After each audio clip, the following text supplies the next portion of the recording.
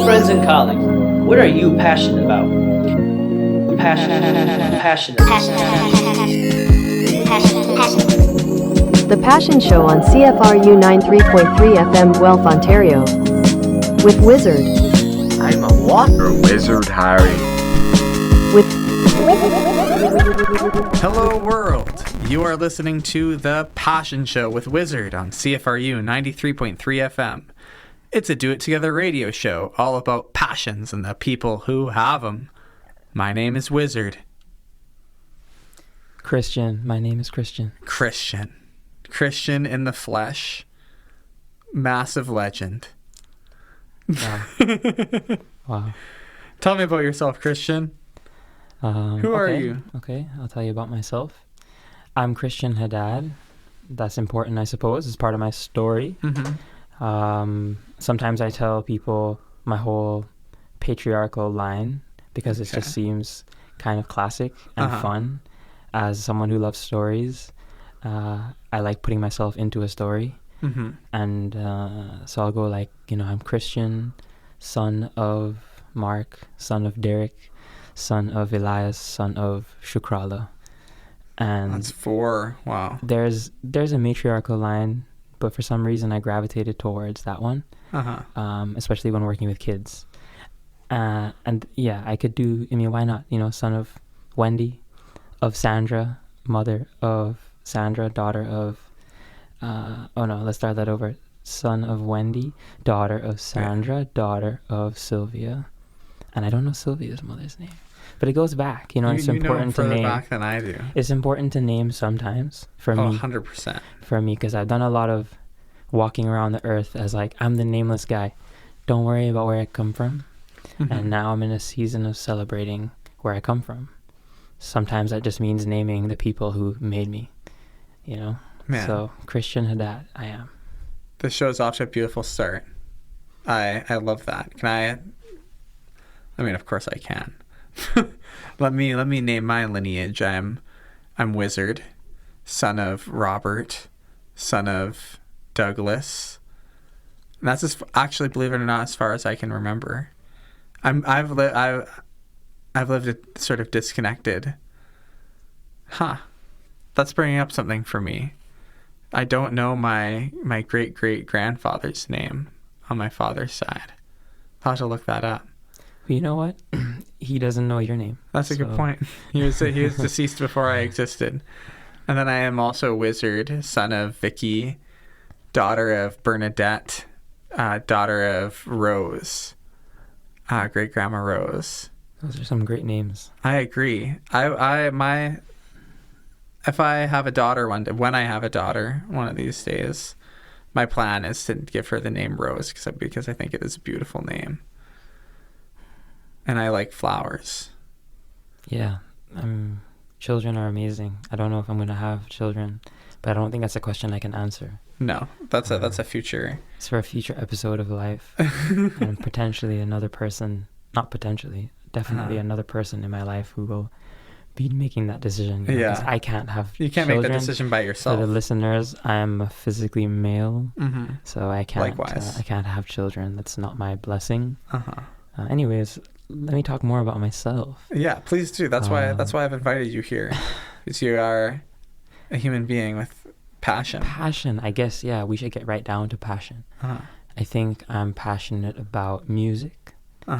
Passionate about like the singing of music, the retelling of music, like verbally, in person, live telling of music, singing of music, and playing of instruments in person, like the power it has for us to connect, and for stories in person, that one-on-one, or maybe a person to a group of people telling stories, or a group of people who are all in the same place together but like all telling each other stories at the same time. One might call that like a party or a social group. I'm really into that. A gathering. Gatherings. That's something I'm passionate about. What about you? How do you feel about those things? Oh, you've brought in you've summoned in me a few different previous Passion Show episodes. because in music and performance are always coming up on this show. The very first, the pilot episode of The Passion Show with Mark Chicho Spaniolo of Shebad. Shout out Shebad. Shout out Shebad, for real. That one was all about the power of music performance and what it's done in his life. And the fact that show is called Playing Music is Cool. Okay. And then the second episode was about the music of MF Doom, rest in peace, all caps. Mm-hmm. And then the third episode with David Cadigan is just about performance. He loves to perform all kinds of things. He's a musician and a storyteller. He is. And so, like, that, let that just be to say that it's a regular occurrence on this show that we talk about music and performance. But no one's talked about gatherings. That's kind of interesting to me that no one has come on and spoken to the power of the social gathering. Because I feel I'm right there with you. You and I were recently gathered together in a really special place. Yes. Hillside. Mm-hmm. Hillside Festival. In the Blender. In Did the you know Blender. that's what that spot was called? No, I kind of just came to learn it through context showed up. clues. You on the arrived. scene. You arrived in Volley Village. Yes. Legitimately.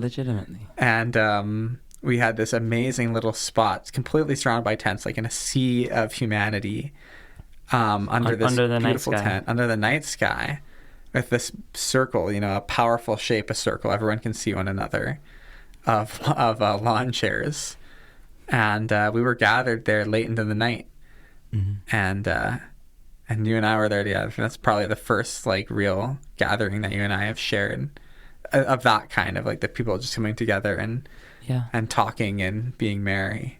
Yeah, I think we have talked and been merry. Oh, of course we've talked and been otherwise, merry. at work, or at the place where we do our work, in the forest. The infamous, the one and only. The infamous GOS. GOS, a regular. GOS is practically a co-host of this show. It's a part of the glue, I think. Exactly. So very much a part of the Passion Network, the Passion Tapestry. Yeah, I'm also passionate about poetry. And in person also sharing that, and people coming up with poetry on the spot, or writing poetry and being I want to share this. There's something special that happens to other people when they see other people being vulnerable. I also think that a lot of the things that I maybe romanticize, fantasize about, or even fear in life and dream about, they all start with people gathering somehow, and with people coming together, whether that be community, movements, activism, theater, nation building, from the micro to the macro, from arts to war, I guess. I feel a lot of what happens as people is starting with socializing and gathering. Right now in my life, I like gathering and talking about my feelings, and letting other people talk about their feelings, or talk about whatever they're going to talk about. Making space for even some silence, and some shared silence, and then some sharing. I think you'll never know just how impactful it might be in a moment for somebody in that group, and maybe that day it's you who really needs to share or to be listened to. So that's also, I think I'm going to shout out to all the people, especially all the adults who have listened to me, throughout my life, and have given me spaces to listen and to be listened to, to be heard. It's a profoundly powerful thing. I really like what you said about sharing silence. One of my mentors used to always speak to the power of a shared silence, and this idea, the idea of an awkward silence is very modern, and he reckoned, and I think I agree, that the concept of awkward silence is so modern because it comes as a result of nonstop noise, and in a world where everything is noise, right? Your phone, we all have these supercomputers in our pockets that exist to just chirp, chirp, chirp. Of course, a moment of silence would feel awkward, but silence together is ancient, and we practice it at outdoor school all the time. The sit spot, and being able to share silence with someone is like an extremely vulnerable act. Yeah, I agree. I think also the more I do sit spots or meditate or be silent, pardon me, is the more I realize that my silence is often not silence. I mean, sometimes I'm really in my head, and I'm like really everything I'm thinking about is, me. It's my life. All I can think about is my life, and my silence is filled with just like, how am I serving myself? Da da da da da. What are my thoughts? Why am I having these thoughts? It gets to starts to spiral. Just just another young man. I am. But when I'm in the company of others, especially outdoors, it helps me to remember that the silence is actually like, you're kind of becoming a plate, and the world is like going onto your plate. Like the world around you. And that's something awesome when you can feel like a container, or when you feel like kind of boundless, like open hands, like in a sandstorm, and things are just flying between your fingers. Like you're there, but you're limitless somehow. Like you're a part of the greater flow. Oh yeah, that's when I'm in my glory, when I can just be in service of community and at outdoor school or wherever, and just allow the social reality of my surroundings to just wash over me. You know what I'm saying? Does that make sense? Yeah, I think so. It does, and even if it doesn't, and you just go where you need to go and do what you need to do and help who you can help. Yeah. I think we need to. Well, I make a lot of need statements. Sometimes I fear the need statements. I have to speak personally. I need to allow that more. Sometimes it eases my own anxieties and gives me new ideas. Like when you make space, sometimes you're like, oh, I don't know how I'm going to solve this problem, or how are we going to get over this hurdle? And then you make some silence and you like take a breath. That's where you can listen. And like a new idea comes, you listen. And maybe it's not right away, but it's cool to also try and unlearn the instant answer, in this instant answer time. It's cool to like have a moment of silence and meditate about something, think about something, and not have an answer, but somehow yet also be more calm and start to trust that this silence that I'm sowing, it's like, it's good for me. And maybe tomorrow morning I'm going to wake up and be like, oh, wow. Oh, no, I understand. There it is. Yeah. Exactly. I suppose also talking to strangers, that's like a main passion that you and I have kind of landed on sharing here in this time. We've bonded over this talking phrase, to strangers. This topic, yeah. Are we strangers? Are you and I strangers? This is a good question. Well, I think you and I are at an interesting cross point. So we're certainly not the textbook, like the dictionary definition of strangers, but we haven't shared an extensive amount of time. I'd say you don't know my most personal things, and I don't know your most personal things. I don't know your lore. You don't know my lore, exactly. Lucky for you, there's about 40 hours of wizard lore available on the internet, thanks to this radio show. But that's like a whole book. But so we're definitely like human beings who are well positioned to become close friends, but we're just at the very start. We're looking down a road of that. Yeah, and that's an exciting place to be. Within social norms, maybe, and like within the way that people understand the world, within consciousness, we're yet to be friends. But exactly. Like, maybe spiritually. I think it's spiritually.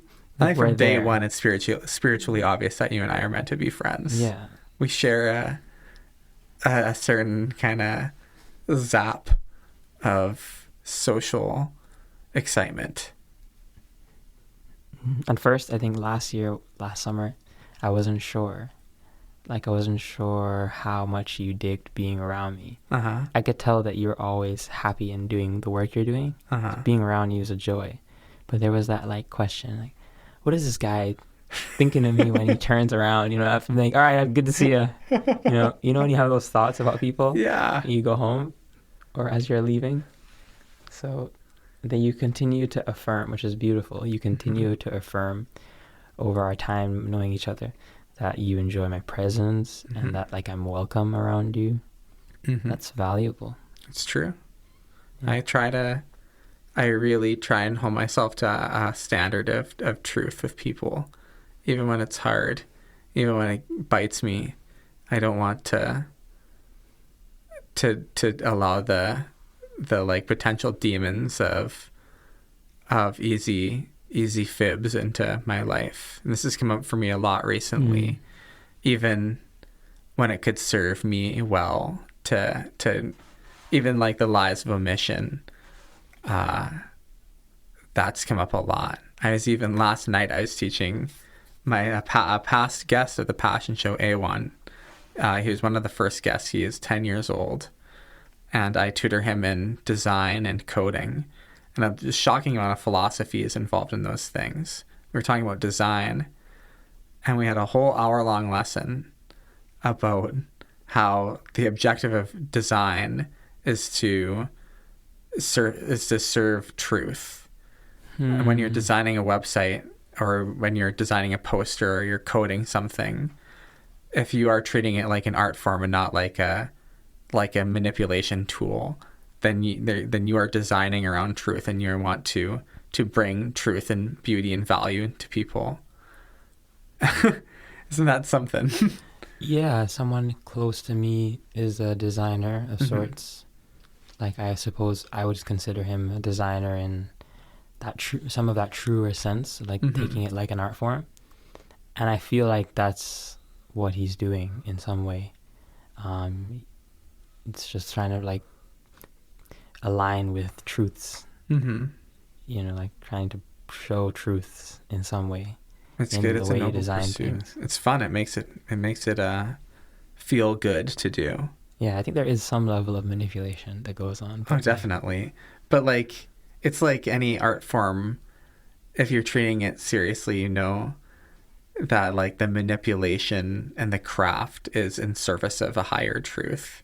Even the higher truth is, I think that you should go to this concert because this concert will be valuable. If you're designing a concert poster, my truth is that I think the person looking at this poster is gonna have a good time at this show. So maybe that's the truth I'm serving. I think you should come to this show. I think you should use your time. So yeah, I suppose I'm gonna kind of manipulate, or I'm gonna like make an appealing poster that looks, beautiful and good, because I want to change your weekend. I want to manipulate your weekend from sitting around to being here with me instead. I'm actually redesigning the outdoor school website right now, full top to bottom redesign. And the whole entire first thing you see is built around that. It's a video that just shows like close-ups on the everyday moments. It's a close-up of a fire. It's a close-up of a kid chiseling wood. It's a close-up of boots in the river, because it's like, this is what we do. What about the porta potties? It has a close-up of the stinky doo-doo hole that we all poop in. No, that's not in there. But you have to. Maybe that's a lie of omission. It should mention somewhere on the website that we poop in stinky doo-doo holes. Maybe. Okay, how did we get here? We're talking about truth. We were talking about design, and then I mentioned that I've been trying to not lie. Yes. Why though? Well, we talked about getting to know each other. That's right. And that before that was talking. Yeah, I was telling you that I don't want to lie to you, that I think you're great, yes. and that I don't turn around and I don't say, who is this guy? What a terrible guy. Okay, so I guess the listeners this may be titled "Talk to Strangers." It may not. If it is, they might be like, "At what point are we going to talk about this?" I think we can dive into that. As we often do on this show at the 20-minute mark. Almost every time. Time flies. Yeah, right. We are 1/3 done this program. More. But almost always the first third of the show is like getting comfortable. Usually I look at the clock more in the first third. Okay. Then we get to this point where we're in the groove of a conversation. We've sort of established ourselves my position in the conversation, your position in the conversation. And around this point, almost always, this is a pattern I've seen 42 times on this show. This is where we get into it. And this is where it starts to feel really good. So, talk to strangers. Why? All right. What's the point? Why talk to strangers? Why do you do that? I think because we are all in this together. Mm-hmm. You know, every man and woman here is experiencing their days and their nights. And so, for me, that I have been inspired by other people to see the world this way. Khalil Gibran, for example. Saul Williams, for example. Saul Williams. Yeah, that's someone I'm passionate about. Yeah. I think his work definitely inspired me. You've shown me some of this individual's poetic works. I've done some of what I talked about, which is like sharing things in person.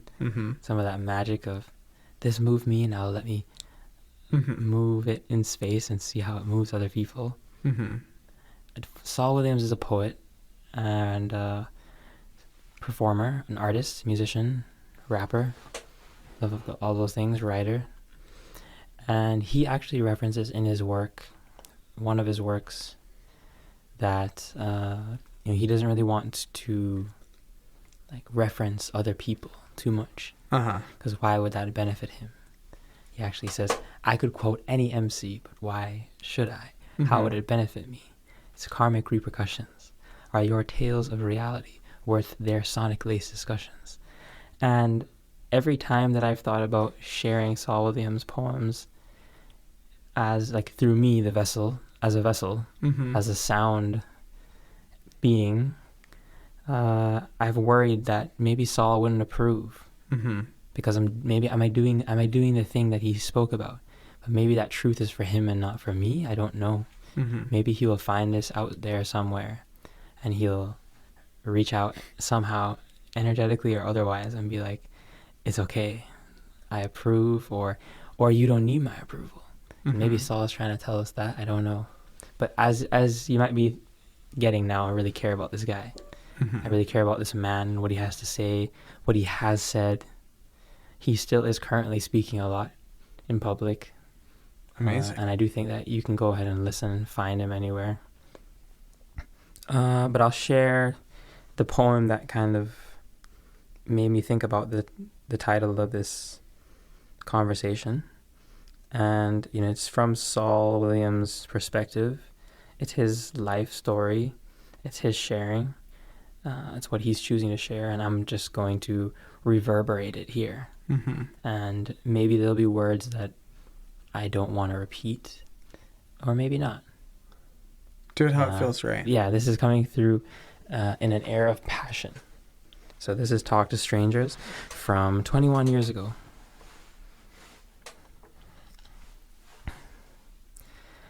Now, I wasn't raised at gunpoint, and I've read too many books to distract me from the mirror when unhappy with my looks. And I ain't got proper diction for the makings of a thug, though I grew up in the ghetto, and I also drugs.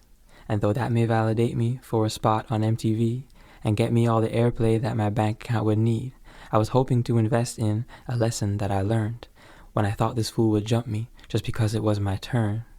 I went to an open space because I knew he wouldn't do it. If somebody there would see him, or somebody else might prove it. And maybe in your mind it may seem that I got punched out, because I walked a narrow path, and then went and changed my route. But that openness exposed me to a truth I couldn't find, in the clenched fist of my ego, or the confines of my mind, or the hipness of my swagger, or the swagger in my step, or the scowl of my grimace, or the meanness of my rep. Because we represent a truth, son, that changes by the hour, and when you open to it, vulnerability is power. And in that shifting form, you'll find a truth that doesn't change, and that truth's living proof of the fact that God is strange. Talk to strangers when family fails and friends lead you astray, when Buddha laughs and Jesus weeps, and it turns out God is gay.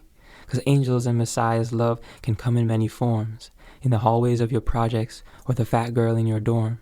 And when you finally take the time to see what they're about, perhaps you find them lonely or their wisdom trips you out.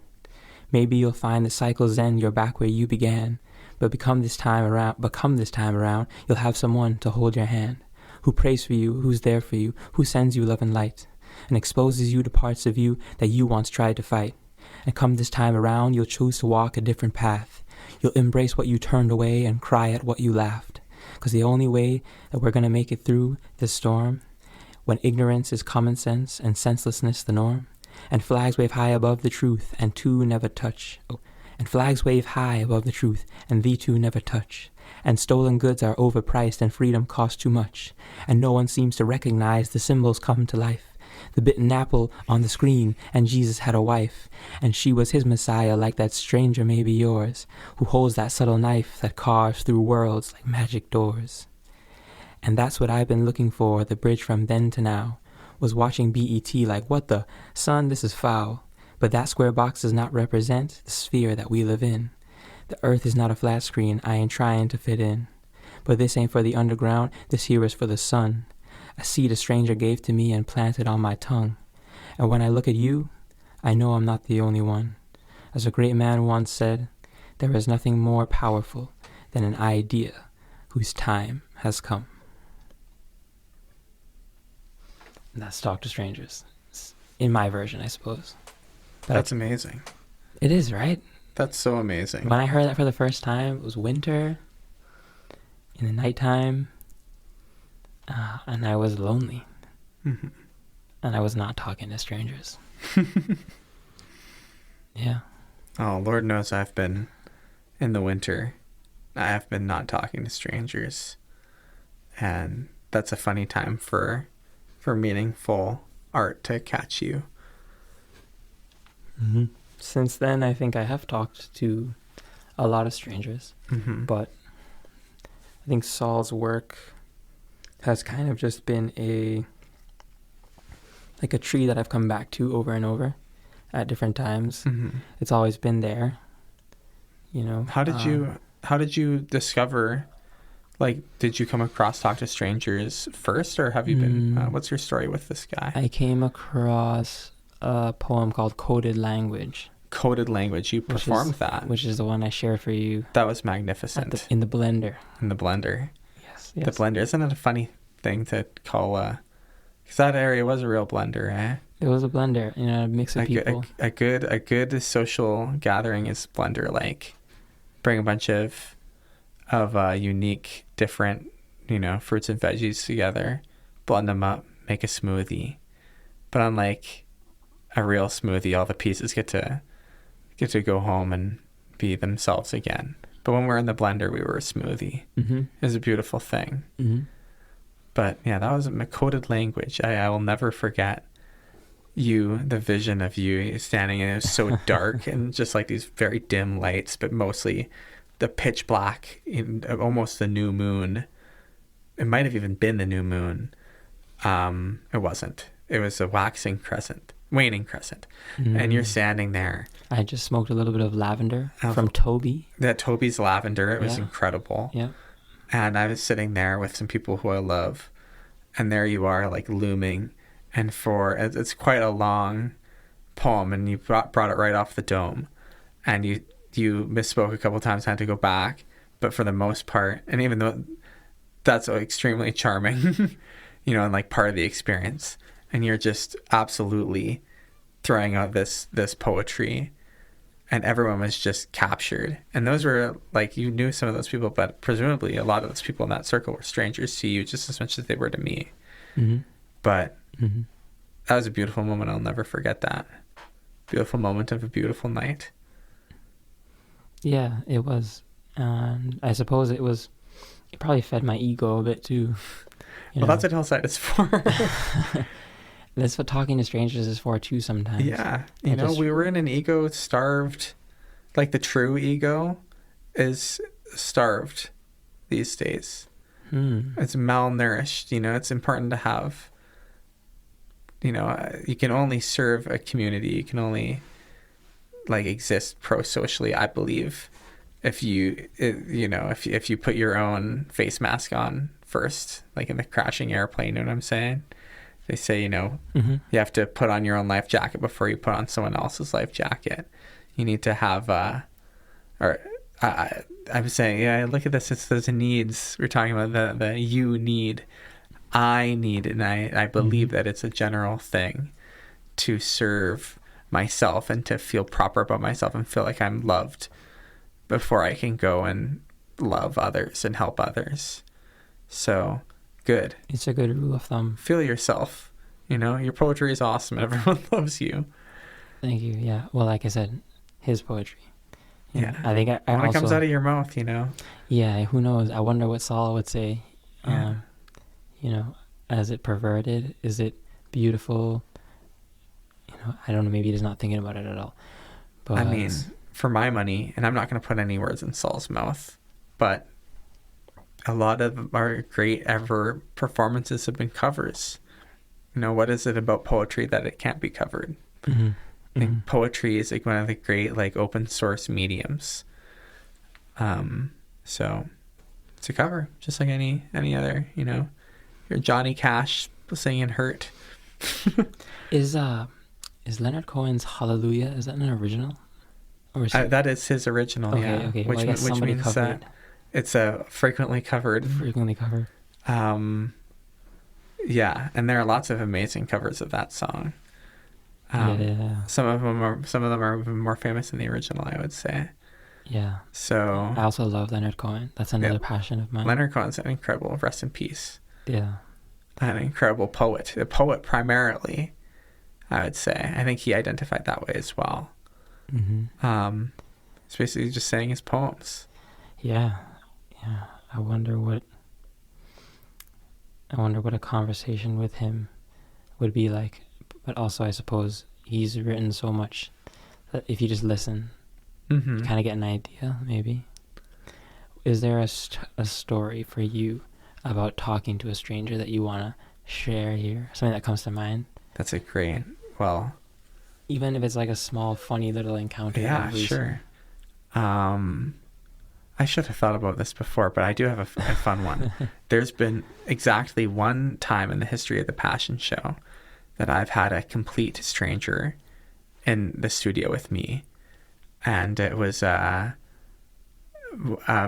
individual, a woman named Nuki DeBomb. She is a young rapper. Okay. And mogul and CFRU personality. And I met her in the hallway of this studio one time. Then a couple months passed. And I thought, oh, she was great. I should see if she wants to be on the show. And I talked to her for like 10 seconds. So I sent her an Instagram direct message. And she was down. And I talked to her for an hour. And it's one of my favorite episodes of this whole show. Because, you know, we started that show. You can hear, if you listen to that, and it's on the archives and it's on the internet, you can listen to it. It's great. You can hear us basically start the show as total strangers and end the show just like laughing, and like she's a pretty like boisterous and loud human being, and like I was trying to get on that level. And it's a really funny one, and she's awesome. She's still releasing music. Okay. She's probably knowing her, she's gonna be releasing music for the rest of her life. So that kind of soul. Exactly. So that's just one. And you know, the job that we have at Guelph Outdoor School, the job that I have in particular in the summer, I'm the person, I'm like the greeter, sort of. I hold the clipboard, and I get to talk to every single parent as they come in. You might talk to the occasional grandma or grandpa. It's true. Or guardian. Uncle. Exactly. Plenty of uncles and aunts and cousins, and it's really cool seeing all the types of families that come in. And whenever, a lot of those times, it'd be hard to even call our interaction talking, because it's kind of like, hey, I use some funny little line like, what kid are you looking for? Or like, you know, like, you want a kid? And they're like, yeah, I do. Yeah. And I'm like, there's a 2-for-1 sale if they have siblings that they're picking up. Yeah, somebody belongs to you. Exactly. But every now and then I'll get to have a real genuine little connection moment with a stranger. And they're just sitting in their car, and I'm standing there with my clipboard, and we'll talk for a couple of minutes about whatever. And those moments are always really special. It just reminds me, like, there are so many human beings in this world, and they're so like everyone. If you just put out a line, like those moments always start with just some comment or some joke, or like I'll say something about their kid, or I'll say something about their car, or about their hat or whatever. Yeah.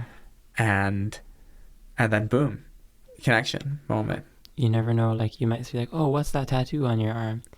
And it might just be that tattoo for them, or Oh yeah. oh, what's up with that thing on your dashboard? And it might just be that thing Exactly. on their dashboard. Like, you never know when you're going to strike gold into like a story of somebody's life. And maybe they really need to talk to a stranger today. Exactly. And then they're just going to start talking to you. And all of a sudden you got to be like, okay, bye. Your kid's Yeah, here. right. Your kid. But love It's you. a bummer about that context. It's kind of fun. It's like speed talking. Okay, so you met this person here as a stranger. Let me think of a stranger story. Yeah, I want to hear your Also- stranger story. I think I always think about this person for some reason, though it wasn't like a very pleasant conversation. It was a stranger, and I want to open up into the idea of like, let's talk about the strangers who we talk to that we're not really thinking about the fact that we're talking to a stranger. Like if you call the police, or if you call like an ambulance, or if you call, I don't know, Fido, or if you call like you have to call the person federal government for to your figure out water an heater. HST number. Yeah, the federal That government. was me a couple days ago. Exactly. Or you're Oh, calling that's such like a good. Domino's. That's such a good angle. You're clever. You thought about this. Or you're calling like, I don't know, you're trying to get a refund on your water bottle or something. I don't know, like there's some strange number on the back of a milk box or something. And there's just all these people like ready to talk to you all over the place also.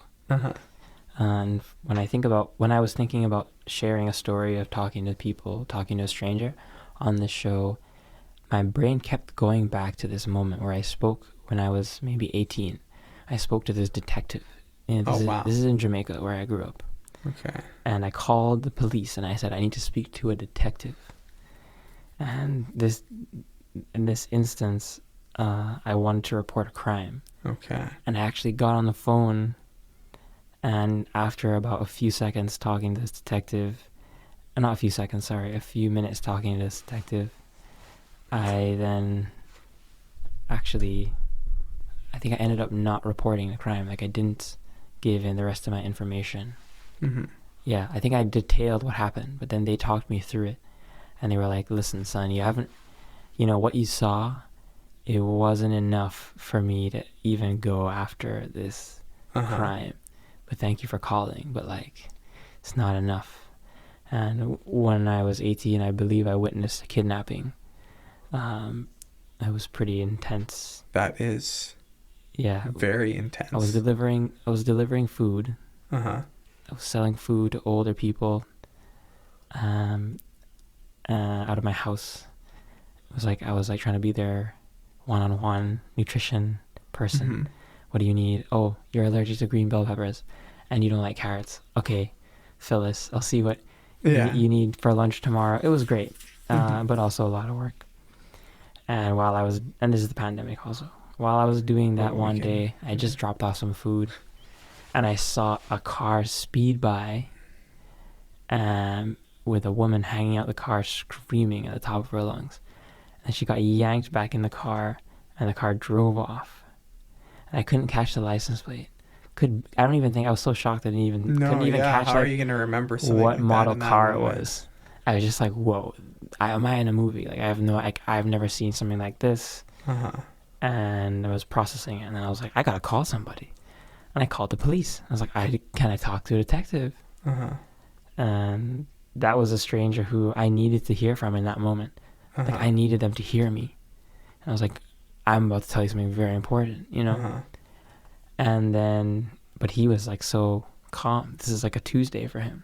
Yeah, right? This guy hears this every day. Yeah, so this is like a very interesting conversation with a stranger.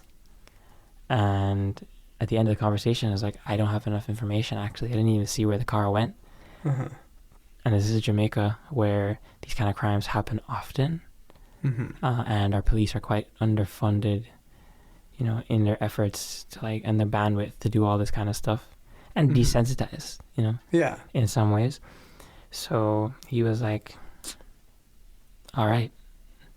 And then I didn't give him my information, because also sometimes in Jamaica, with some crimes that may be organized, you could be in danger if you put your name out there as like reporting a crime. Yeah, you become associated on the record. Become associated with the crime.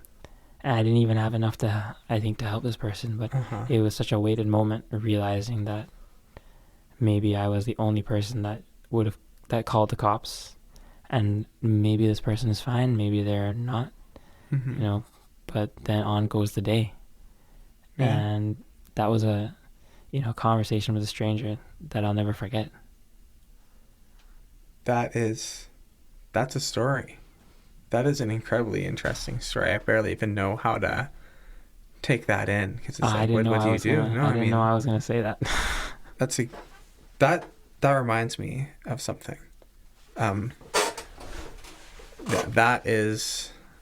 a lot, because there is nothing that can be said to that, because what are you supposed to say? It's the end. It's a beginning, middle, and end of a story that all happened and is done. And I think it's up to you to just, or to anyone who could experience something like that, to just have to hold it, right? I do hope. I suppose. Yeah. Thank you. I think I carry it with me. Yeah. And the thing that reminded me of, was my COVID job. Because you had mentioned that this was during the coronavirus. I'm not sure I've ever talked about this on this radio show, which is interesting, because I've talked about a lot of my life on this radio show. I'm always happy to have new things stirred up. During the coronavirus, during like those peak year, let's say it's probably started for me in March and then on to the next following March, I delivered prescription medication for my father's pharmacy in a town called Kincardine, which is a town of about 10,000 people on Lake Huron, 2 hours away from here in Guelph. And especially in those first 4 months when the lockdown was really heavy, it's, every single prescription that's given to seniors to keep them alive has to be delivered by car, whereas they used to drive to a pharmacy.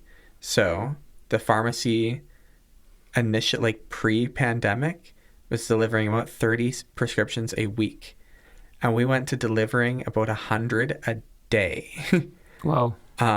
Because it's like everyone has to be delivered to. Like the inside of the store, they were doing some deliveries like through the locked door, but inside the store it was just pharmacists and techs and employees putting together scripts for me and one other guy to deliver to the whole entire town.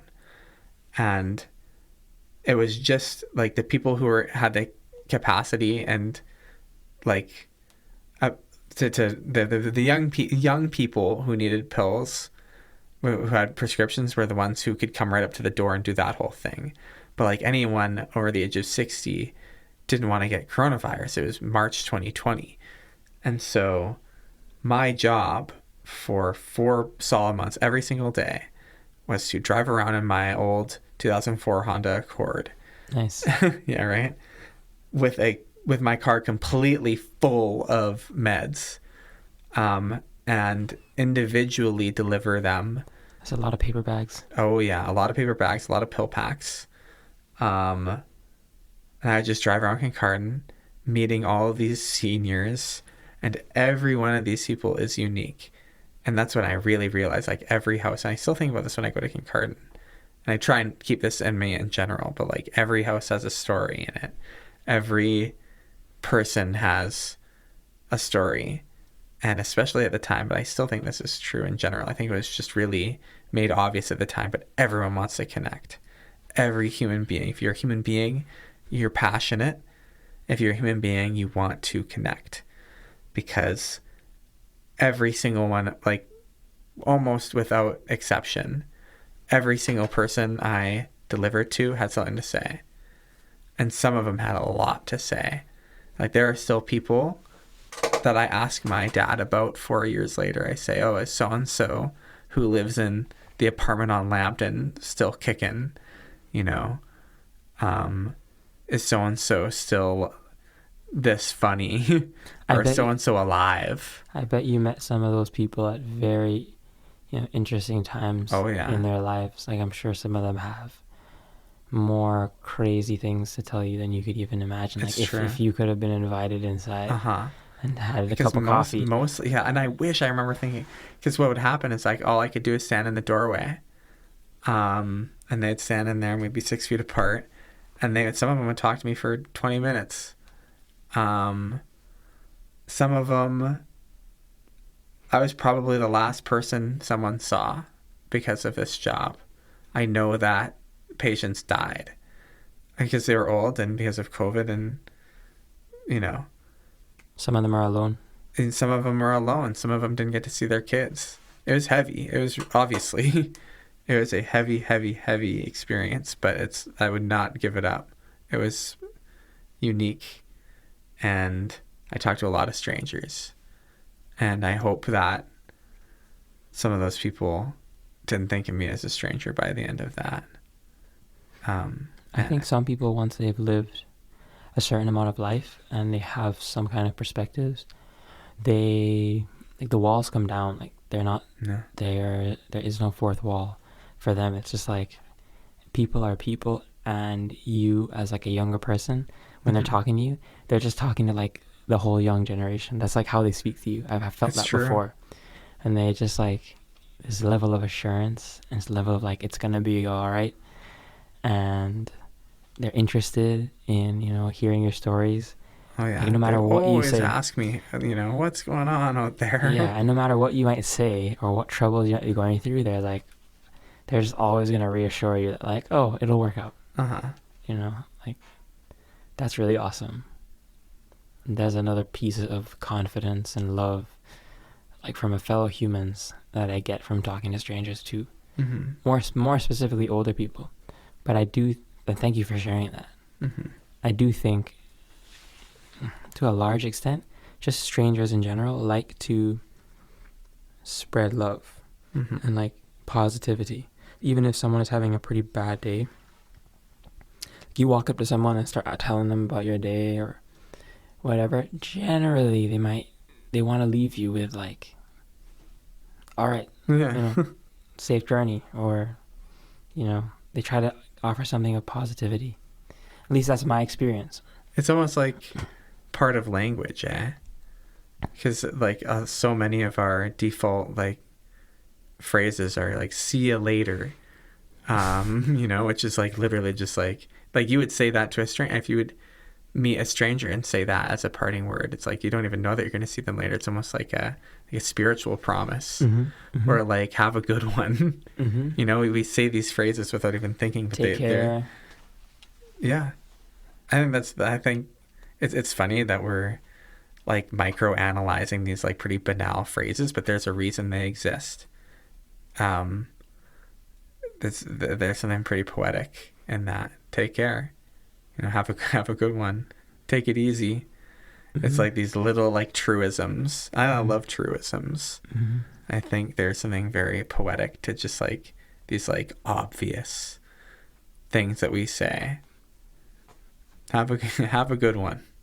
Be good. Take it easy. Yeah, in Jamaica sometimes they say "little more." Yeah. It's like, I don't know, see you in a little bit longer. Or some guys will say to me like, all right, not here, which is like very present moment. Like, you're telling me as you're leaving that you are not here anymore. Not here. All right, not here. Not here. It's kind of cool, actually. That's sweet. That's like not a promise. That's like just naming.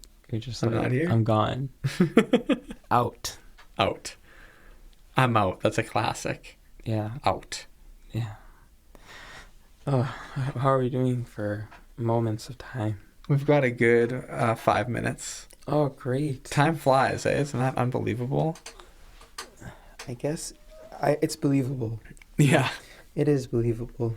Time has been flying for me this summer. Mm-hmm. Yeah. Oh, I'm looking for looking for roommates, looking for Oh yeah. looking for a place to live in Guelph. Wait, really? Yeah, maybe I'm gonna put this out there shamelessly. Okay. Yeah. Hi Well, everybody. I'm when 23. are you looking for a room? For ideally the September 1st. Interesting. Which Okay, is I'll like put some a feelers month. out there for That's you. a month away. But for the listeners, I don't even know when is this gonna It's go. in 2 days. Okay, well, for the listeners, I'm a stranger talking to you, and even though we are strangers, we're probably having a very similar experience in some ways. You've probably looked for a place before. Uh-huh. Maybe you're more prepared than I am, maybe not. But you could probably empathize in some way. I have a job here that I'm really passionate about and that I would like to be able to be around to do more of. And there's people here that I'm passionate about, like my family and like Wizard, Yeah. like a lot of people that I want to continue to be around for. Dare I say, a community that I wish to enter into further. Uh-huh. And on that journey, I need to find a place to stay. You know, I'm looking for anything. Maybe students who are looking for another roommate. Maybe an older person who needs someone to tend to their cats, you know, and fill their son's old bedroom or something. Oh, now You know? that would be an incredible setup. Yeah, anything really around Guelph. So if you know anybody, yeah, also interested in all different kinds of work opportunities, because I love learning through working. Mm-hmm. So I'm putting Use that your out there. hands. You can, I don't know how you can reach me. Should I put my Yeah, feel email free. address? Feel free. My email address is all lowercase, Christian Haddad, ChristianHaddad 876 at gmail.com. 876 at gmail.com. Yeah, after that's Christian Jamaican. Haddad. This is a Jamaican area code. There you go. You know, and if you even think of me in this moment and you think of something and then you forget to send it to me or not interested, that's also okay. I appreciate that you thought of me. Mm-hmm. Maybe we'll run into each other out there. With You any luck. listener. The dear listener, not a lot of this has been a very engrossing conversation, and a lot of the little things that often come up on this show haven't come up in this one in a lot of episodes, and it's almost borderline unfortunate that it's coming up now, because now this train can't stop. I'm going to talk about it. Go for it. I will make reference to the idea that the listeners are in the room with us. Okay. And I think it's okay then bring them, because I do think it's a beautiful idea. And there's that, see that chair right there? That's where they're sitting. So, Hey there. hey listeners. Hello, dear listeners. And so now we've checked that box.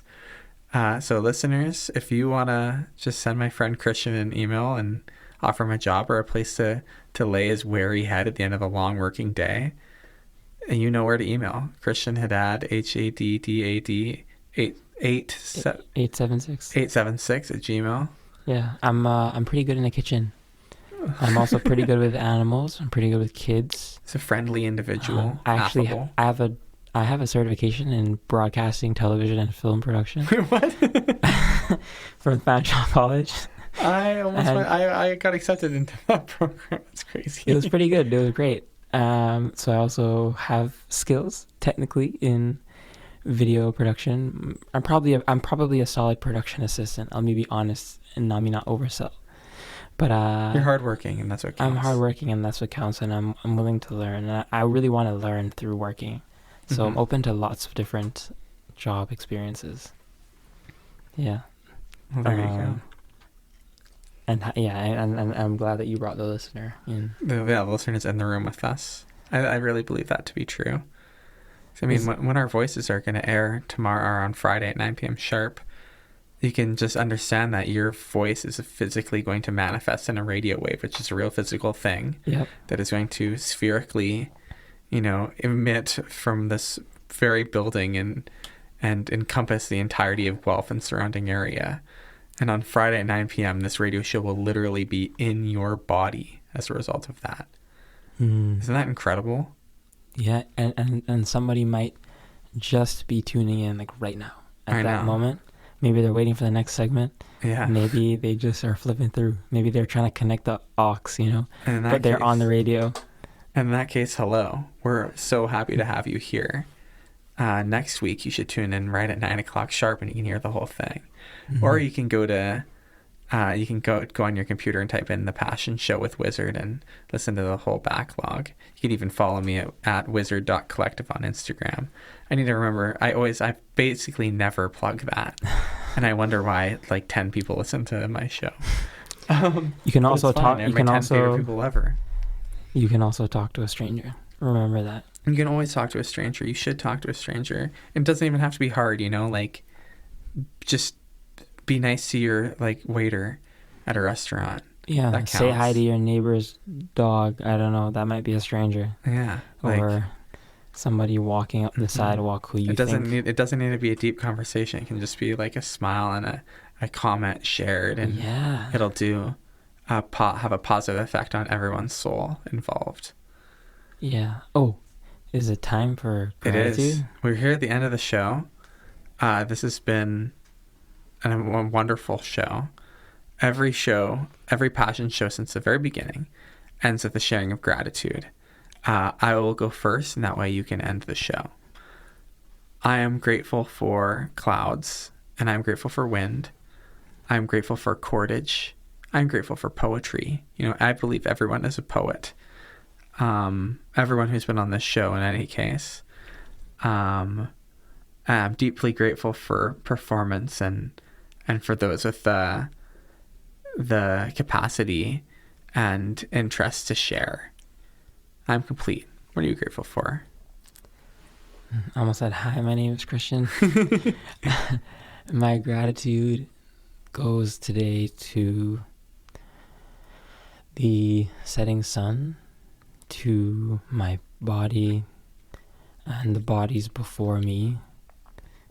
My gratitude goes to other voices that need to share things and have shared, and people who are going to share amazing things, you know, elsewhere in the future, in a classroom, you know, to their lover, people who are going to share things that they need to share and are going to be valuable to them and the person that's hearing it, you know, in the future and past. To sharing and to talking to strangers is my gratitude. And to rain, because I might be biking home in the rain. That's beautiful. I'm complete. That is beautiful. I've been Wizard. I'm Christian. Thank you so much for being on the show. This has been an immense pleasure. And please remember, only love will stop the killing.